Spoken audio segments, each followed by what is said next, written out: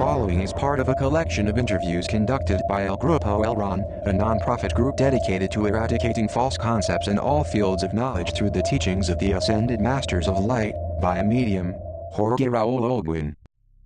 September 18, 1999. Messages from the Solar Logos, Master Jesus.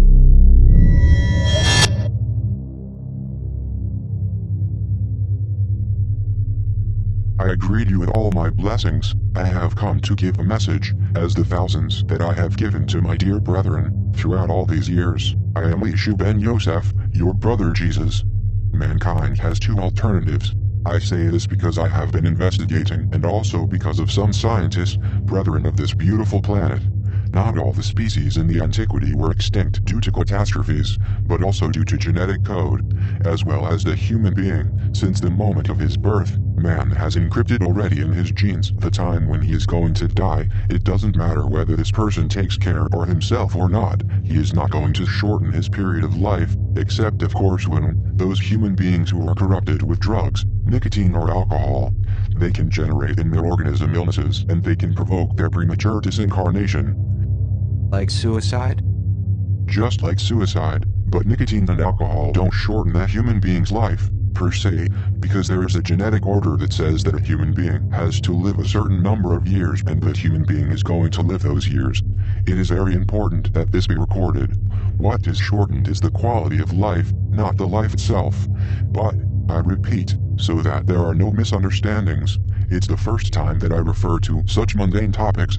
And why wouldn't I refer to those topics? I was also incarnated and I approached mundane topics. For example, if an incarnated human being is burning the candle at both ends and he is victim, for example, of that illness you call cirrhosis, he can die, let us say, when he is 30 years old, when his genetic expectation of life was perhaps of 80 years. Is that understood? Perfectly, Master. Nicotine, for example, can provoke a cardiac arrest in a person 60 years old, when his genetic code says that he could live until his 77 or 85 years. And what is the consequence for that spirit of a premature disincarnation like that? Evidently he generates karma, elucidating in his next incarnation what responsibility he will corresponds to him. But there's something that science doesn't know yet. The sages, with so much knowledge, so self-centered, have created marvels, like those flying machines. When I was embodied there were only birds, and in these moments they have flying machines that are a true wonder. In other planets there are ships that travel to other star systems in space that are also a wonder. But what is the thing people don't know on this planet? The human race has two genetic codes. A genetic code that marks the lifespan of an individual and a second genetic code, a hidden code that marks the duration of the race. It doesn't matter how well the race takes care of itself, the race has a period of life between 2 and 4 million years. This means that the human race would disappear approximately in 2 to 4 million years. Let us subtract the 100,000 years that the race has already lived, and we could say that the Homo sapiens sapiens, the current human race, has a life expectancy of 1,900,000 years to 3,900,000 years. There are ancient animals that have disappeared directly because their genetic code marked the end of their race and they could no longer continue. Then in this case, the females gradually became sterile and they didn't reproduce anymore.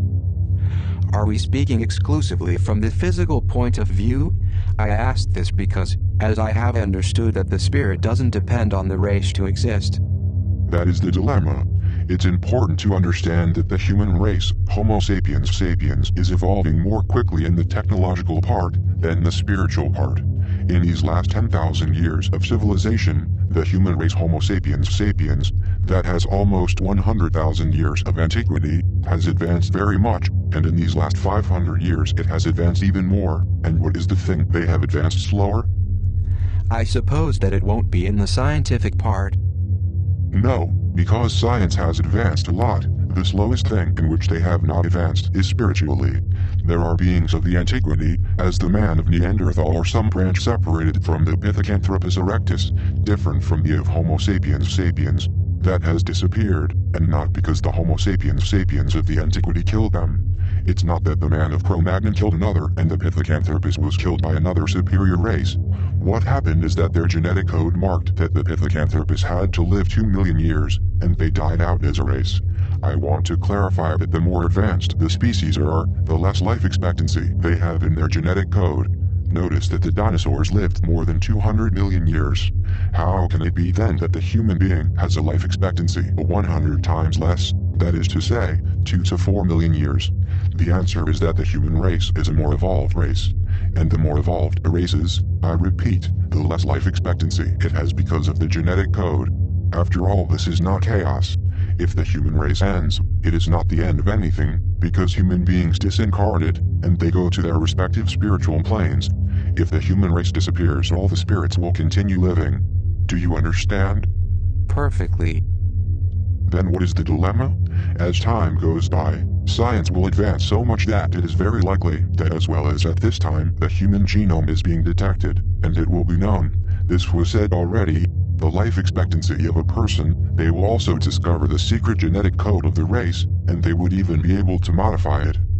But, Master, as for the individual genetic code, I believe that nobody would like to know his life expectancy.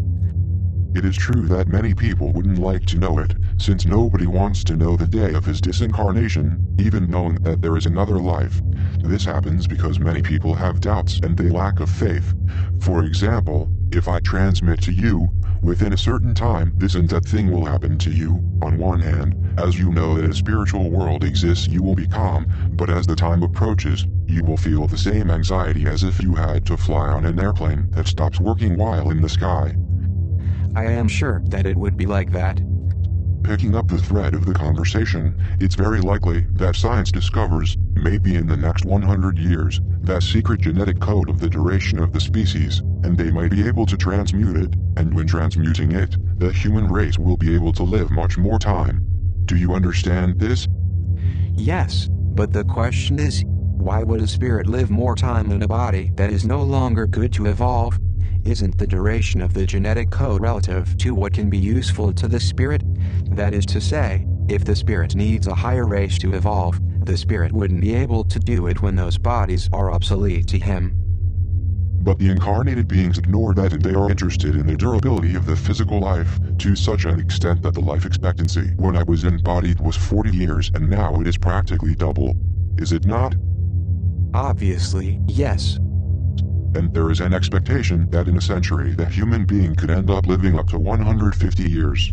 Because deep down, you know it, they don't care about the spiritual world, and this is a paradox, because in fact this is their true mansion and not the physical plane one, and most people who talk about life after life take it with a grain of salt.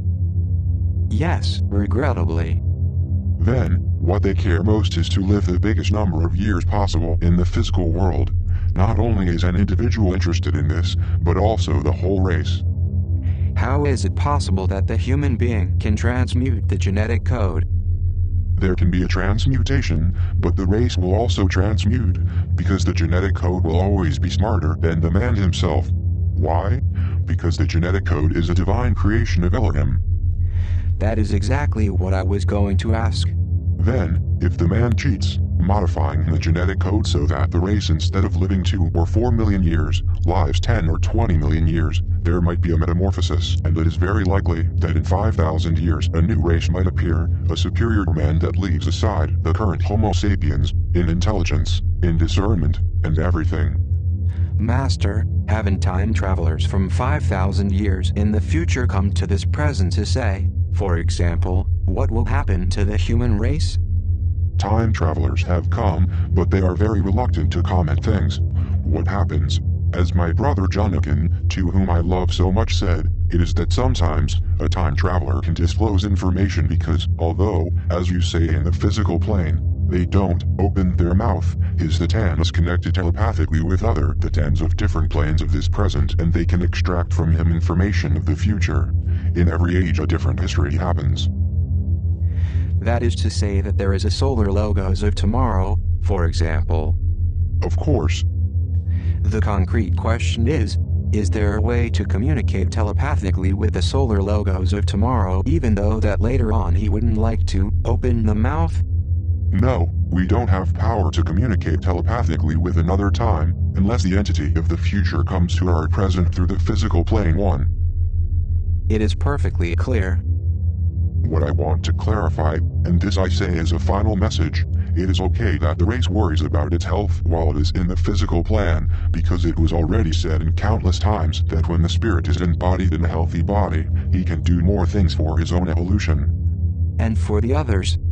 And for the others, it is correct, and definitely it's the only thing that matters, the service that I taught 2,000 years ago. Now then, if they only worry about their physical part, we take the risk that they leave aside the spiritual part completely. Then it has to be a balance, and that balance, regrettably, it is not given. Master, to whom can we transmit all of this? If it is possible to transmit. It must be transmitted. It is your duty to transmit it. All that we, as entities, say has to be transmitted, because as I said countless times, if wisdom is not transmitted, it rots within the spirit. Everything, then, has to be transmitted. If later on they don't interpret it, it doesn't matter. The responsibility is already theirs. And in other cases, let them take what might be useful to them and leave the rest. Everything is proposed, nothing is imposed. Master, there is an aphorism that Jorge, the incarnated part of Jonathan, said, the more elevated is the entity, the more difficult are the tests. Then I have to think that the tests that Jorge is suffering in these moments are proportionally difficult to his spiritual elevation. If it were a physical pain, maybe it would be bearable, but having so much to give and not being able to do it because of the indifference of many people. I don't know if it is one of the most difficult tests, but I know that it is very difficult. There are people that will read these things I am saying and they will say that there are more difficult tests. For instance, the death of a beloved person, mother, father, husband, son. No, I don't speak about deaths. I am speaking of tests of solitude and trying to teach the path of light. It is of these types of tests I am speaking. Didn't you pass those tests in a greater extent in your time, 2,000 years ago? Jorge, at least, meets prepared people, but you were surrounded of peasants. No, it is not like that. I believe that it is more difficult what Jonathan is going through now, because he is in touch with people with a lot of knowledge, and as is an obstacle, although it is illogical. Many of those peasants were humble. They listened to me. Please, I want this to be written. The one who is humble listens, and those pseudo-teachers don't listen. When I was incarnated, most of them were illiterate. Most of them didn't know how to read, and they didn't know what a papyrus was. However, they had such a spiritual amplitude, so big that they left me satisfied. And now Jonathan rubs shoulders with big masters, but those big masters are raised in a pedestal of arrogance and they only listen to themselves. Then, I don't know which one of the tests is bigger. The only difference is that now, in having civilization, they won't crucify Jonathan, or perhaps they will crucify him in another way. Let us hope not. And I say goodbye, leaving all my love as always. See you later, Master, and thank you.